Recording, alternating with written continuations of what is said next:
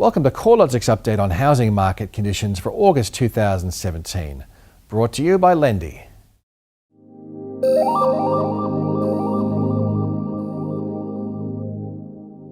CoreLogic's combined capital cities index recorded another rise in July, taking dwelling values 1.5% higher over the month to be 10.5% higher over the past 12 months.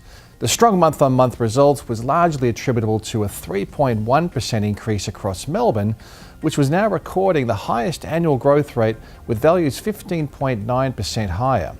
Canberra also showed a substantial gain in dwelling values over the month, with the index value up 2.4%.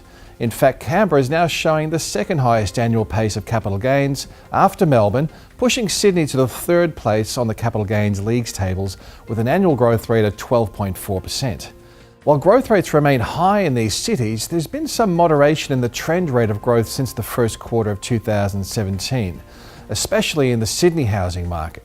Sydney's quarterly growth trend has eased from 5% over the March quarter to 2.2% at the end of July.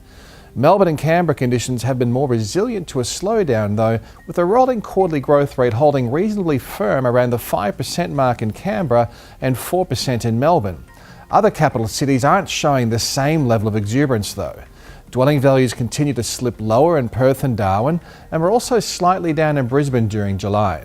The silver lining around the weak housing market conditions in these areas is that housing affordability is far less problematic relative to the larger cities.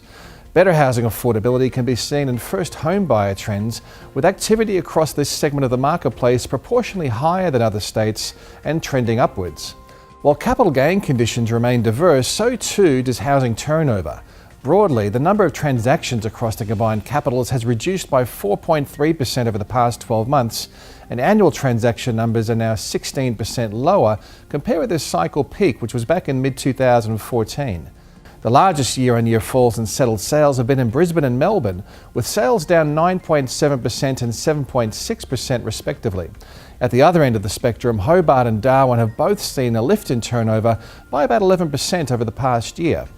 Housing turnover is being affected by a range of factors, including inventory shortages, tighter credit policies, higher mortgage rates and lower consumer sentiment. However, many of these factors vary substantially from region to region.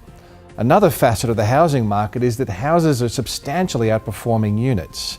The combined capital city index shows that over the year, house values have risen by 10.9% while unit values have increased by 7.3%. The performance differential is most significant in Melbourne and Brisbane, which are the two marketplaces where concerns around an oversupply of unit construction are most pronounced. According to the CoreLogic Hedonic Home Value Index, house values in Melbourne are 17.2% higher over the year, compared with a 4.6% rise in unit values. While in Brisbane, house values are 2.6% higher, while unit values have actually reduced by 1.4% over the past 12 months. The weak performance can probably be attributed to both higher unit supply levels around the inner city regions, which has led to tighter credit policies from lenders and heightened caution from investors in these areas. The Melbourne housing market has been quite resilient to a slowdown despite higher mortgage rates and tighter credit policies. Melbourne dwelling values were up 3.1% over the month of July, and they've increased by 15.9% over the past 12 months. That's the highest annual growth rate of any capital city. While the headline figure for Melbourne is certainly strong, the figure hides a significant performance gap between houses and units. While house values are up 17.2% over the past year, unit values are up by a significantly slower pace of 4.6%. Slower growth conditions, at least at a macro level, are being brought about by several factors. Firstly, it's clear that investment in the housing market is now tapering. Growth in investment-related credit peaked in November last year, and since that time, the pace of lending for investment purposes has been moderating. Considering investment activity is heavily skewed towards the Sydney housing market, less activity across this segment is likely to have more impact compared with the other capital cities. Investor appetite is being dampened by higher mortgage rates, as well as tighter credit policies and low rental yields. Since bottoming out in November last year, discounted variable mortgage rates for investment purposes have risen by 35 basis points, and they're now 60 basis points higher than the same product for owner-occupiers. Mortgage rates for interest-only terms have also moved higher in response to the March announcements from APRA that Australian lenders should limit interest-only lending to 30% of new settlements. These two factors have created a substantial disincentive for real estate investors. Add to this the fact that rental yields slipped to new record lows in Sydney and Melbourne during July, and it becomes clear why investment credit growth is trending down. While these factors are working to slow the housing market, there are other factors that are stoking housing demand. Population growth has rebounded higher, creating more demand for housing. Based on data to the end of 2016, the number of net overseas migrants into Australia was up by 16.5%, with 76% of these overseas migrants arriving in New South Wales and Victoria. Interstate migration flows are also changing, which is impacting on housing demand.